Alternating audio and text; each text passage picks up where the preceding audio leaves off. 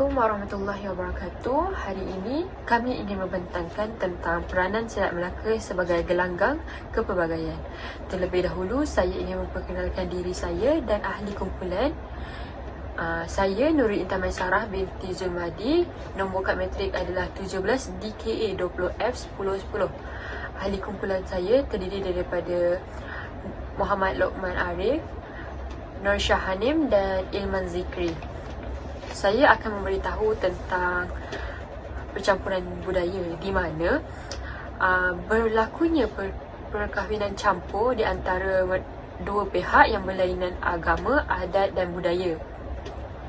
Perkahwinan campur ini telah lama dipraktikkan dalam sejarah bagi mengeratkan hubungan di antara negara dengan negara lain.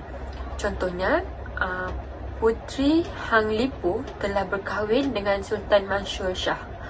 Selain itu, perkahwinan antara Syekh dan Cina dan Khadazan telah mewujudkan sebuah komuniti peranakan Punjabi.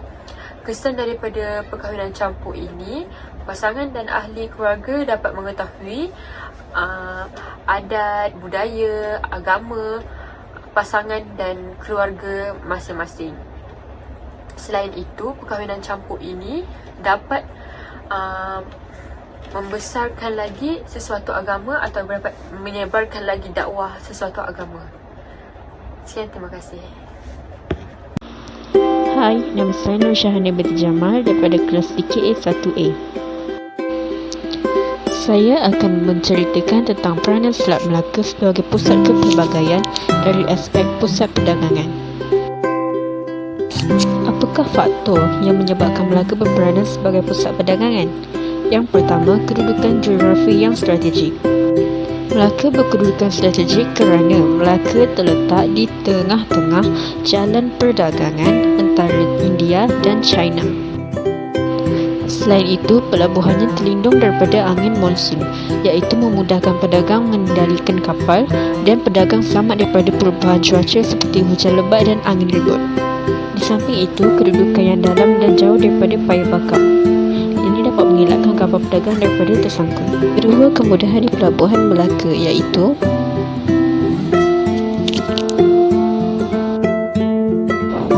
yang ketiga ialah peranan orang laut menjaga laluan dagangan daripada ancaman lana.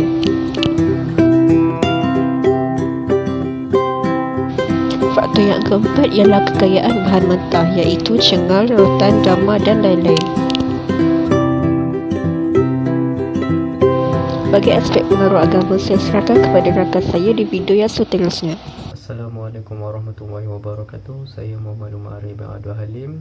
Nombor pendaftaran saya 17 DKA 20F 1012. Pada kali ini saya akan membentangkan pembentangan saya yang bertajuk Peranan Selat Melaka sebagai gelanggang kebudayaan. Dalam tajuk ini saya akan menerangkan tentang pengaruh agama. Sumbangan terbesar aktiviti perdagangan yang berkembang pesat di Melaka ialah berkembangnya dakwah Islamiah.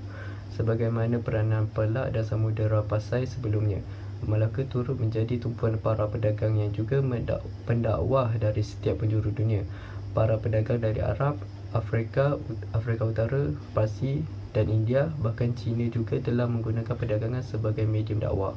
Pertama, melalui aktiviti perdagangan, mereka menggerakkan serentak kegiatan dakwah, termasuk membawa pendakwah-pendakwah ke Melaka dan negeri-negeri lain. Kedua, para pedagang sendiri menjadi pendakwah bilhal di mana akhlak mereka semasa berdagang telah menarik orang Melayu kepada Islam. Dan ketiga, kegiatan ekonomi telah digunakan untuk membiayai dakwah, sehingga para pendakwah, ulama, pelajar agama dan institusi agama termasuk masjid dan pusat-pusat pengajian Islam dapat memberi tumpuan kepada kegiatan mereka dengan dibiayai oleh para pedagang. Sekian saja daripada saya. Terima kasih. Assalamualaikum, saya Muhammad Ilman Zikri bin Harun Nizam. Nombor kad matrik saya 17 DKA 20F 1016. Hari ini saya akan berbincangkan tentang lingua franca. Bahasa Melayu sebagai lingua franca di Selat Melaka menjadi bahasa pengantaraan urusan harian perdagangan yang melibatkan antara pedagang daripada luar. Seperti yang kita tahu, Selat Melaka menerima pedagang daripada China, daripada India, daripada Eropah, daripada tanah Arab. Jadi ianya memerlukan satu bahasa untuk memudahkan urusan itu. Bahasa Melayu ini juga mudah difahami. Ini dapat dilihat dengan cepatnya pedagang-pedagang daripada luar mengadaptasi bahasa Melayu ini.